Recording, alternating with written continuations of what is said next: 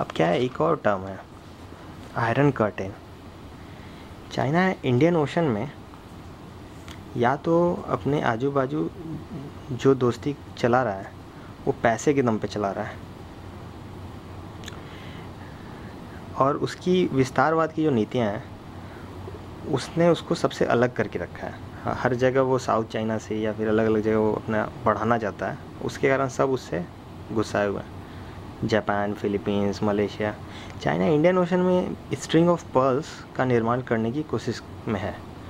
वो चाहता है कि डिफरेंट कंट्रीज़ में पोर्ट पे, जो डिफरेंट कंट्रीज़ के पोर्ट हैं वहाँ पे ट्रेड रिलेटेड इन्वेस्टमेंट तो करें ही, साथ में अपना मिलिट्री बेस भी बनाता रहे, जिससे कि रीजन में उसका दबदबा हो और उसकी एनर्जी सिक्योरिटी को वो अपने दम पे बचा के रखे। जैसे कि जो कह लो कि सेल्फ गवर्नड हो पूरा इलाका उसका, उसके दम पे वो अपने खुद के नेवल के से डरा धमका के उस इलाके पे अपना दबदबा बना के रखे।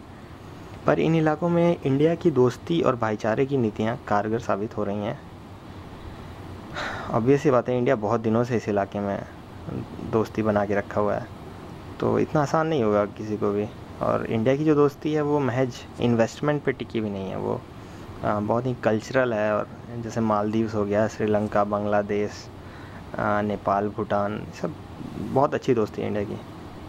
सिंगापुर, मलेशिया, इधर भी बहुत बहुत अच्छी दोस्ती है। इंडिया ने कई बार सभी कंट्रीज़ के पक्ष में डिसीजन किए हैं यूएन में भी, तो सारी कंट्रीज़ इंडिया को लाइक करती है। इस इलाके में बहुत सारे इंडियन फ्रेंड नेशन हैं और उनका अपना अपना एक्सक्लूसिव इकोनॉमिक जोन है, और दुनिया भर की राजनीति, जियोपॉलिटिक्स समझ लीजिए आप, जितना टेरिटोरियल जोन, इकोनॉमिक जोन, उतनी राजनीति होती है। कोई क्या कहेगा और अपना केस कोर्ट को ले जाएगा, कौन जानता है।